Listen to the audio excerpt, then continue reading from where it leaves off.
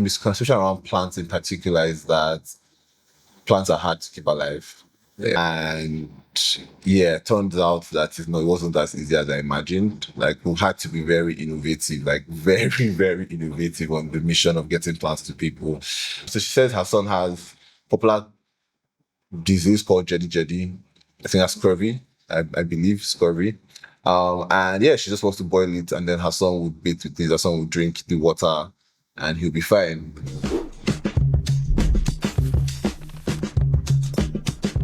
Hi, welcome to another episode of Alache in Conversation. And today we're sitting with Effiom of Ekondo. Hi, Effiom. Hi, Gabriella. Thank you for joining us today. My pleasure.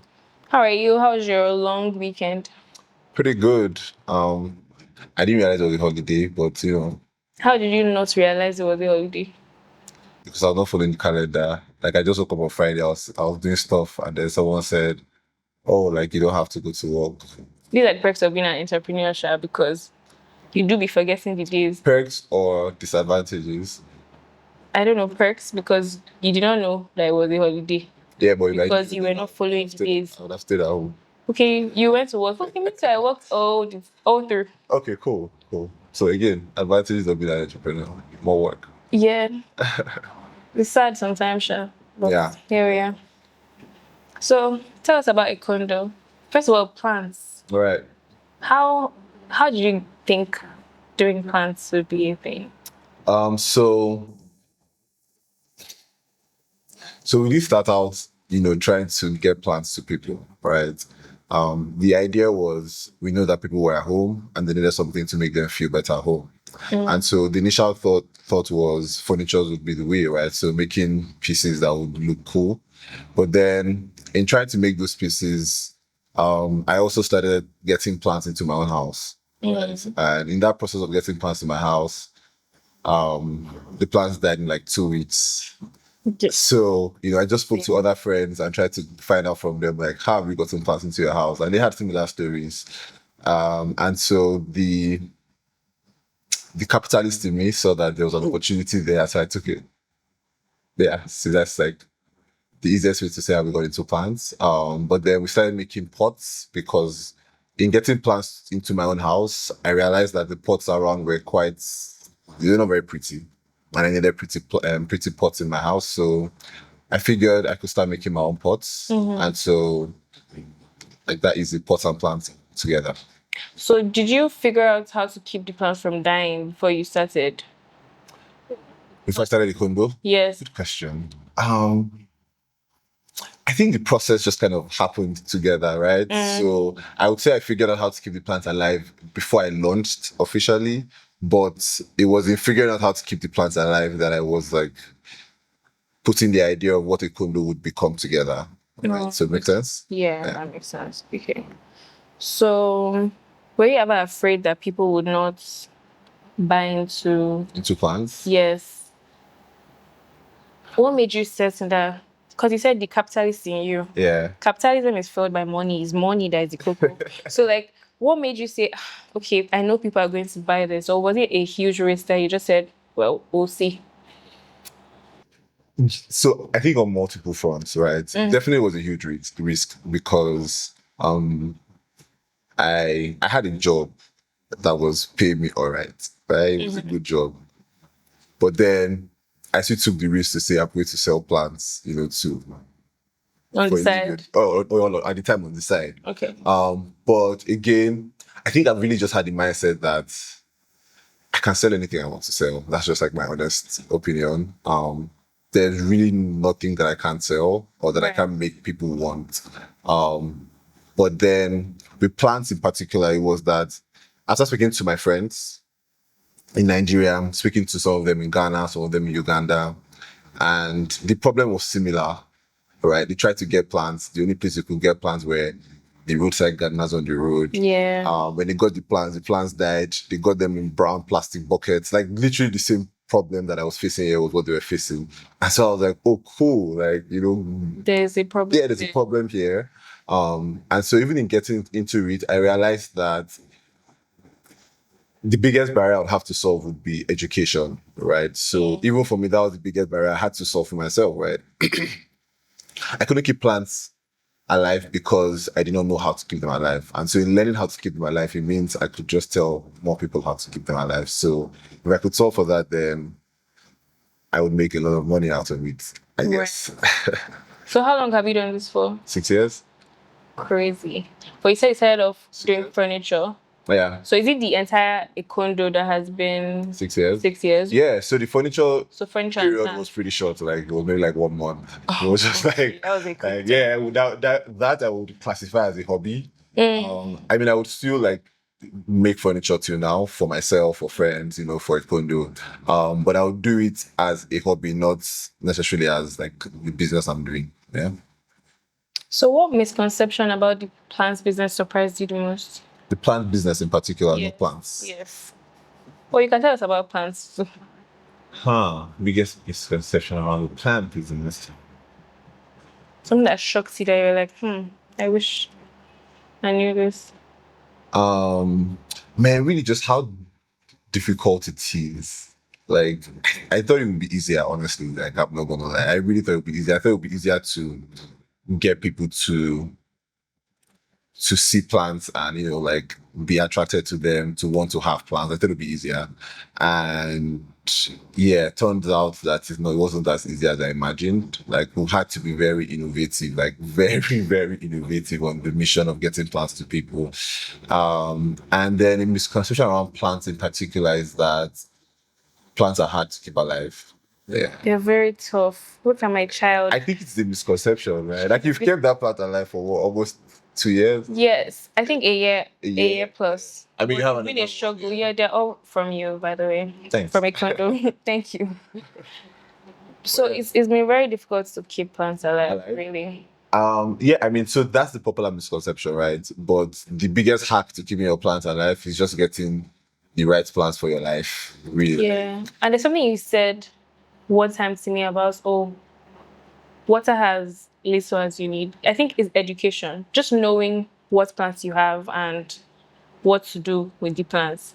I think a lot of people don't know that. I'm very guilty. Yeah, yeah. And I mean, it's not your fault, right? Like, the knowledge of plants that we have is pretty much from agricultural science, right? And I don't think agri-science painted plants in the nicest way, or in a way of life for us, right? It kind of painted it as agriculture, like farming type way, right? But now you now have to kind of relearn about how to care for plants, but now in your own context of living in a beautiful apartment, right? How do you keep a plant alive in there? So yeah. So I know that with Ekondo, you're trying to build a community. Right.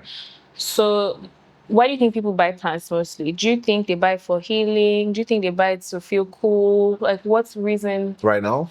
Right now. And since you started, like... multiple reasons. Like, all those reasons are correct. People buy plants for decor. People buy plants for healing. People buy plants to cook. To cook? Yeah, to cook, like herbs, edibles. Okay. Yeah. I was so scared. Okay. Okay.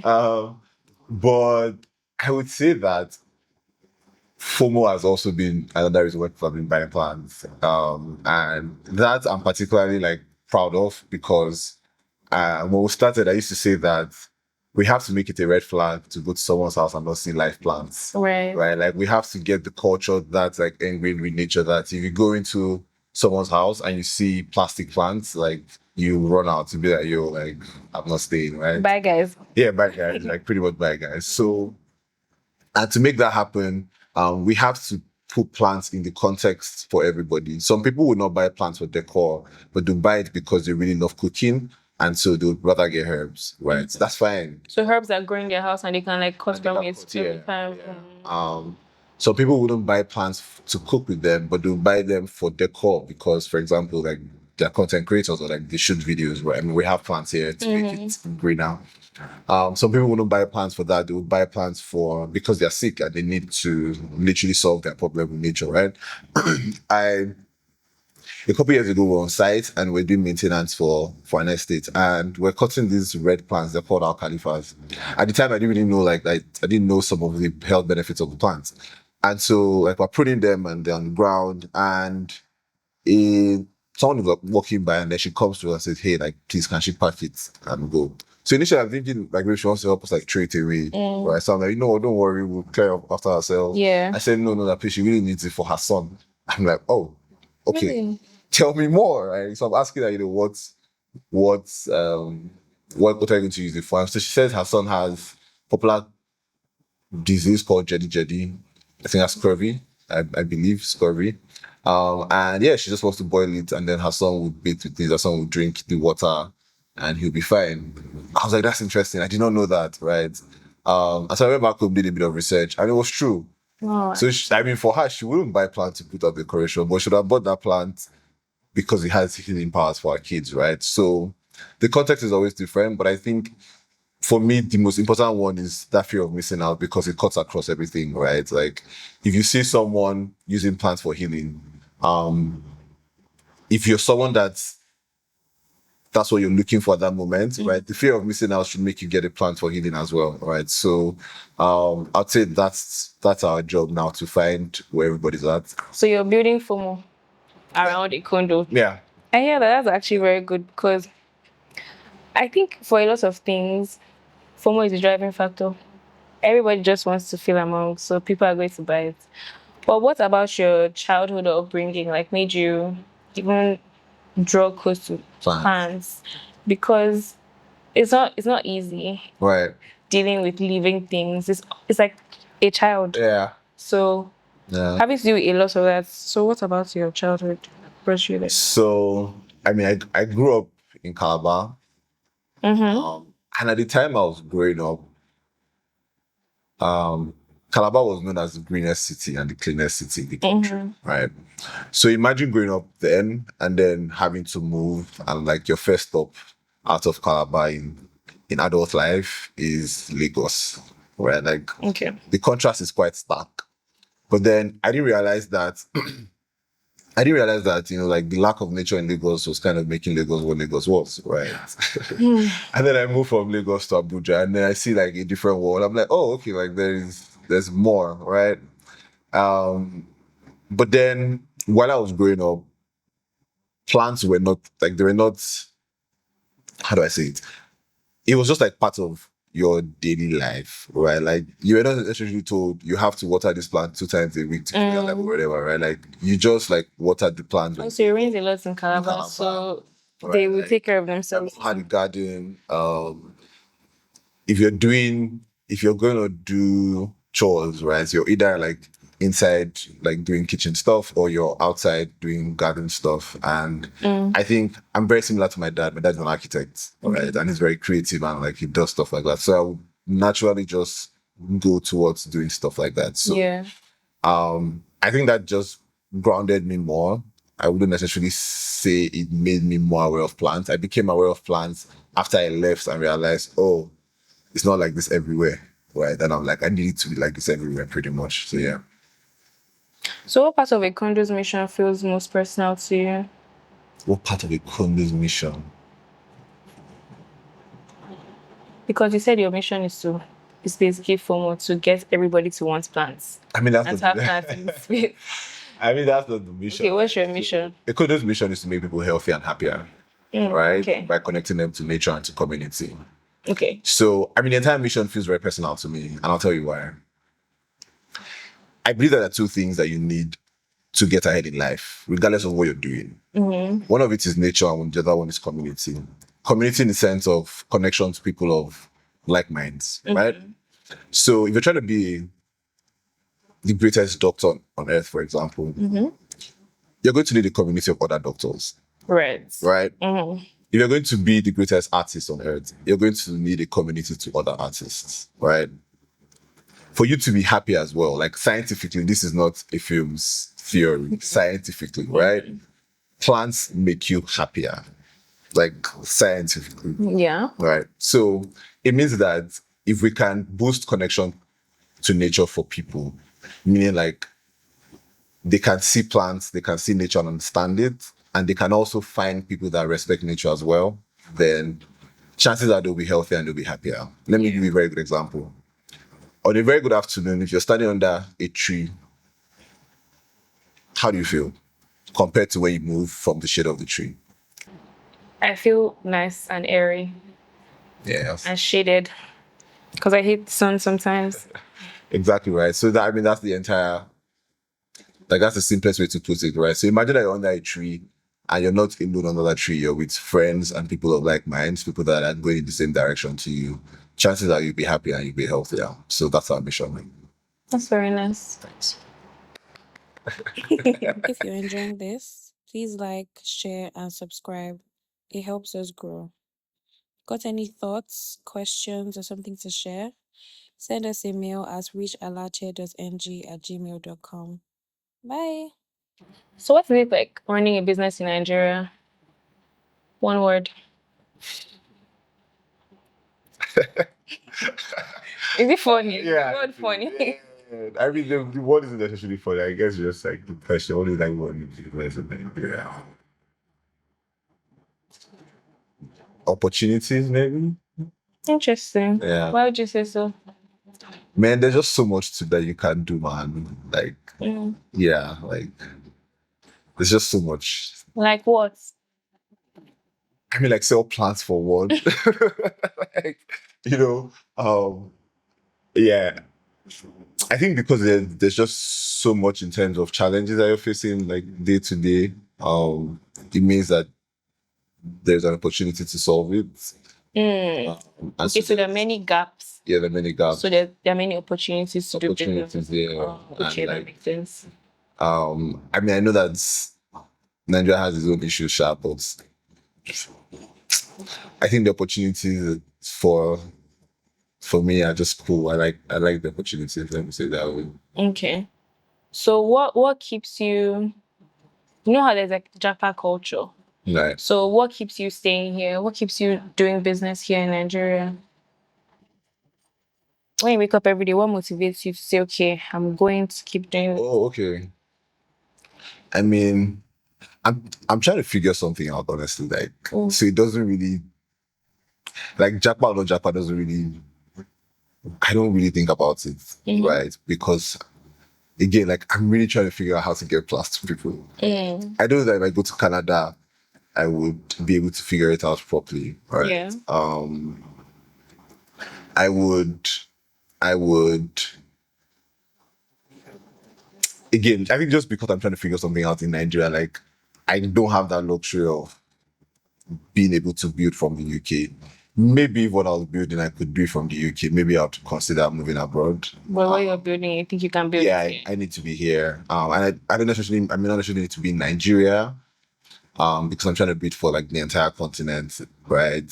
So that's a bit different. But I do need to be in the continent. So if I'm going to Japan, maybe it's Kenya I want to live my life, or Cote d'Ivoire. I really want to go and live in Cote d'Ivoire. Like, I speak French, so like, You speak French? yeah. So I have to go. Like, I need to. Going to Cote d'Ivoire kind of would put me in the French culture and also allow me to kind of like contextualize what I'm building, but in the French language. I've kind of started doing that already on this, on a smaller scale, but that's what Japa would look like for me, going to live in Ivory Can you speak small French for us now? What would you like? I said Anything. Feel free. Actually, I like living in Nigeria. Yes. J'aime vivre au Nigeria. Wow. Kill. What are 2 pros and 2 cons of like building here? 2 pros and 2 cons of building here.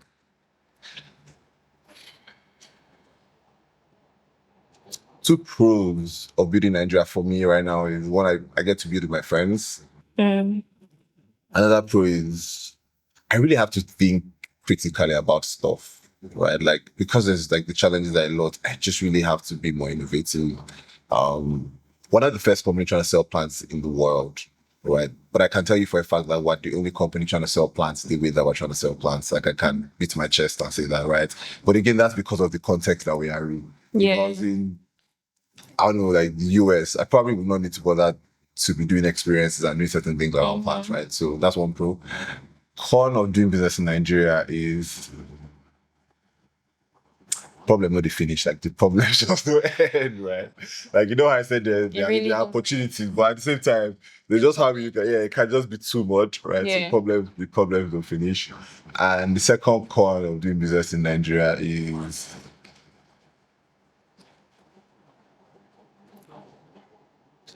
just the basic infrastructural challenges, yeah. Just like that's like just are the 2 points I can think of. Has there been any time where you almost stopped? Almost stopped. Yeah, anything that Willingly or unwillingly. both, like anytime where you're like, it's okay. I mean, multiple times where I've never gone, like maybe a couple months ago, I was like, you know what, I don't think I want to do this anymore. What happened? So, you know, before that, I was just telling you that we're moving to a new space. Yeah. Right. So this is the 4th time we're having to build in the last 2022, in the last 4 years, right? Having to build as in Like build a store, build a place to work from. okay. So the first time we tried to build, we started building in maybe like March. By July, the government demolished it. So that was the first time of it. You know what? I don't know if I'm going to do this anymore. Because at the time this happened, I'd also just left my job at GIZ. So this happens. So I leave my job like 31st, maybe like 2 weeks after they demolish, maybe like 3 days after my landlord says I have to leave my own house, right? So your house too. Yeah, my house as well, right? So at that point, I'm just like, you know what, maybe Use a sign. yeah, maybe I shouldn't be doing this, right? So Okay.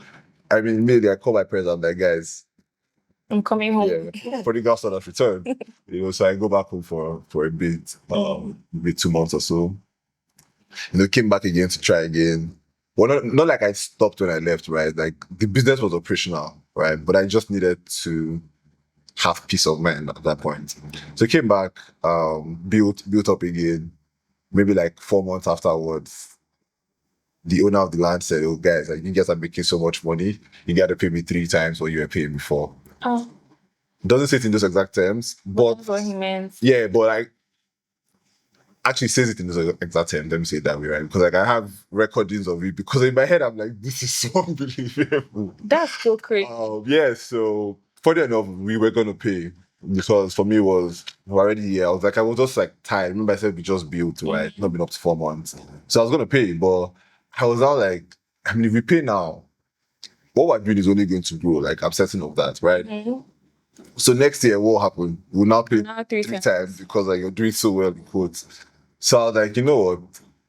We're not gonna pay. So called her bluff. Found another spot. Close by better spot, better deal. Just better entirely. We moved to this new space. We've been there for almost 3 years. And then earlier this year, the owner of the land as well calls and says, "Yo, I'm doubling your rent." And I'm like, you know what? Now, like, so it's never the doubling of the thing that was paying me. It's like the time frame, but also more the space that we moved to was still an abandoned space, right? I mean, that's kind of how we're moving. We go to spaces that are kind of underutilized and Give we them life. give them life, and before you know, people are coming there, and so the same thing with this place, right? It was underutilized. The pool was filled up with dirty water. Like, it was just really a mess. And so now it's like it is a destination in quotes, right? Like people are showing up there. It's up and running. Yeah, right. Because it's up and running. And so for her now is, well, you've done the work.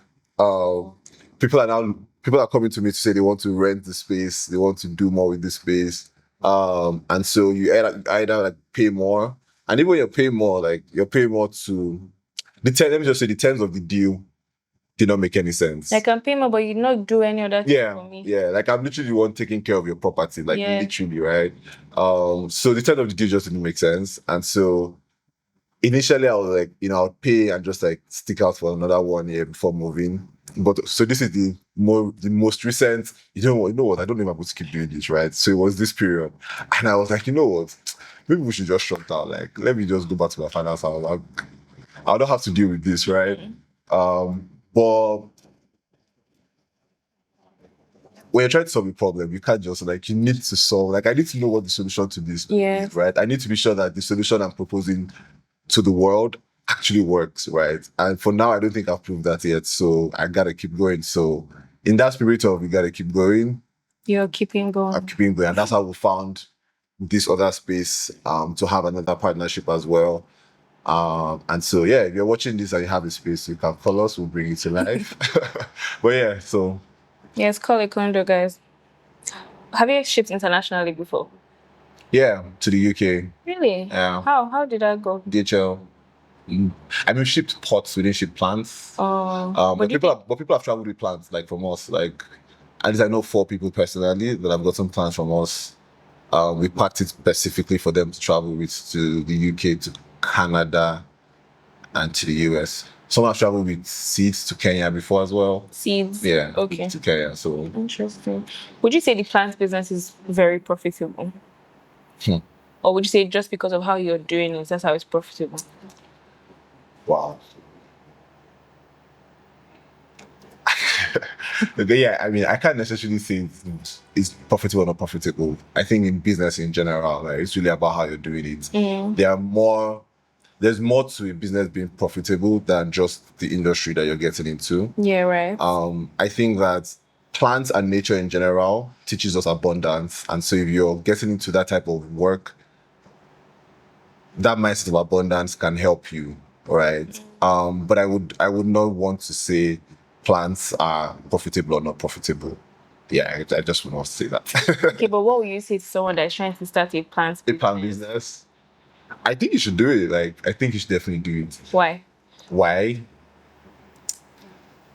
Business wise or life? Okay, so I'll say business wise and life wise, right? Business wise, I think you can make a lot of money, no doubt, right? Don't tell your trade secrets, so. Okay, I was going to share actually. Just can help, share just just a help bit. you make a lot of money. Yeah, just share small. Yeah, I mean, so if you're getting into plants and you want to make a good amount of money, this kind of goes out of my principle, but I'm still going but I still think it's a way to make a lot of money, right? You kind of have to find an area within plants and just like go deep into it. So whether it's landscaping, whether it's like potted plant, whether it's any of those things, you have to go deeper into it. That way you can get to profitability fast. Like, you can sell, make money, make money, right? But we're not going that approach. So I'm just saying that because like we're going more like ecosystem approach. So we're doing a lot of things around plants, right?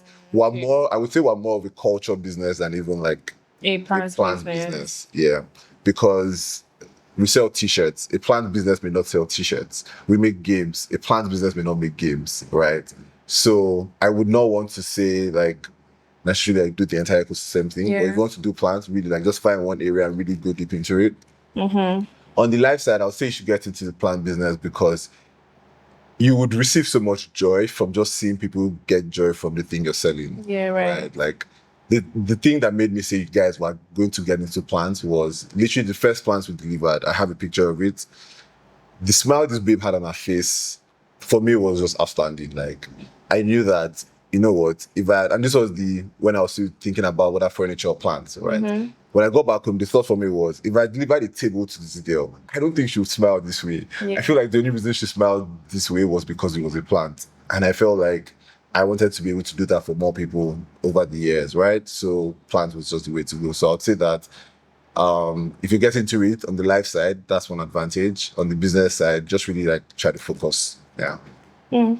So how do you balance the emotional labor and financial labor running a business? It's emotional labor and financial labor running a business. Emotional labor, I speak to friends. I think gardening helps. Like, unfortunately, it's my business. I don't think I don't garden as much because of the time I spend working. So I think I don't garden as much. Walks as well. I think walks also help. And it's helped me. Financial labor. So it was tricky for me because, I said I had a job and then I moved into doing this, right? When I was moving from my job to this, I had said to myself that I left my job in July, August. And so I said, okay, you know what? We're going to just try this thing full time from July to December. I'll see how it looks as if by January I want to die. Like, you run. I will just go back and look for a job, just like as easy as that, right? But I'm still here. I haven't gone back to look for a job. So with managing the financial labor, of running a business in general. If you're bootstrapping, like we're doing, your life expenses in general would have to be lower, right? Like the amount of times you're going out in general, I think would reduce. Like mine reduced significantly. No more lifestyle. Yeah, no more Try. lifestyle. Yeah, I mean, you said lifestyle So, cost now. lifestyle is so It's cost. quite expensive. So yeah, I would say if you can manage your lifestyle a bit, it could help. And what else? Something that solves financial labor a lot with businesses is sales. Yeah, but making sales is not always easy. Yeah, so you gotta hack it. Like you have to find a way around it. Right? How? It's difficult. So for every business is different, right? Like if you run a service business, if you run a product business, if you run a consultancy business, like they're all different, right? But the one thing that you need to solve with financial labor is that more money is coming in, right? And so if you're in the product business, I mean, this is not like a straight business class, right? But if you're in the product business, We're in business class actually, business 101. What does support look like here for you? sorry, come again. What does support look like here? What does support look like here? Where? Like for you and your business? Do you feel like you're supported? Do you feel Which support here, like from Nigeria, like how you what does support mean to you as you're working in Ekondo? right? What, like, do you feel supported By by Nigerians, by your community? Okay, that's what you mean. I thought you meant like by Nigeria, go. Well, by Nigeria, do you feel supported?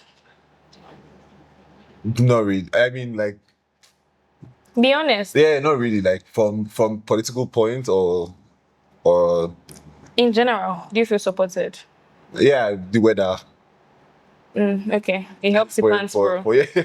Okay, first. For a type of business. But I would say support in general for us has come from the community. Like I don't know that we would have grown without a community.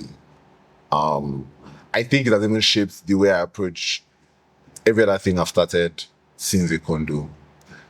There's very little work or business I would advise or start that I don't try to get them to find like a community angle to what they're doing. Because I think it has been the greatest power for scale for us. Like I wouldn't trade it for anything.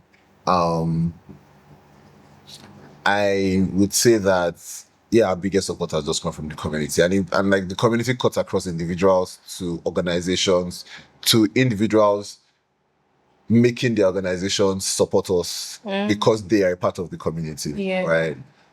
So yeah, the community is the key. So when are you opening your new location? May? Yeah. Yeah, I can't say when. I'll just say May. Yeah. What would you like Nigerians to do for Ekondo right now? What would you like people watching to do for Ekondo? People watching to do for Ekondo. Or you can give us money to get plants to people. That's one. We should just give you money. You can give us money or you buy plants. Okay. Right. You can also, if you have a space that you think could use more nature and you could activate and more people would come, you can also reach out to us. Anyway, you just hear them mentioning plants, just call Ekondo. Ekondo will be there for you. Ekondo will be there. That's good. So thank you so much, Effiom, for coming. My pleasure. Buy Ekondo, guys. Buy Nigerian. Support him. He's doing amazing. All the plants in my house are from him, which is great. So if you have any questions, thoughts, or you're trying to build a business, Effiom actually was doing business 101. He's trying to teach everybody else to do business in Nigeria. And he's I think you're very positive. About doing business. Everything, yes. Yeah, I mean, yeah. It's actually very surprising. That I'm positive or that someone Yes, especially with everything that is going on right now. Yeah. Man, like what's the alternative now? I guess. To be negative. Some of us dwell in that, but I guess I know it can be tough. It can be tough. But yeah, I think like, and I say this not because I sell plants, but I think one of the greatest benefits you get from caring for plants and like paying attention to nature is just like certain lessons on life, right? You would just begin to see how much like caring for plants relates to your regular day life and Yeah. how you can even like in taking care of the plants, navigate your own self to, be better.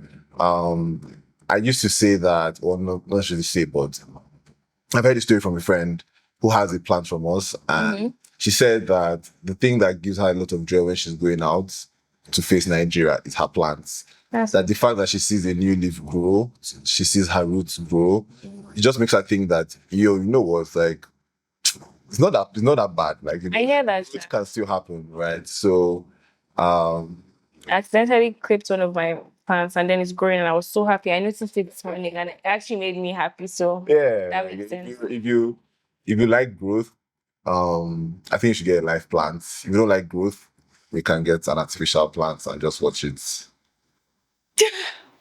Okay. So I try to build a community of people who produce and purchase like from Nigerians. Right. So that's what this is about. Okay, cool. Yeah. Cool. You should build that community because like I said, um, I think if you're going into a business now, my new slogan is build a community or die. That's actually Yeah. it. I don't think you need can people. survive without building a You community. need people. And Alache literally means you have people. Amazing. Amazing. It Yeah. means world or universe. So Or that's small why or large community. you're going to the whole world, shipping to the whole world. That's Go to nice. the world. Period. Okay, thank you so much for joining us today. Thank you. We're very happy to have you. And bye guys. See you next time.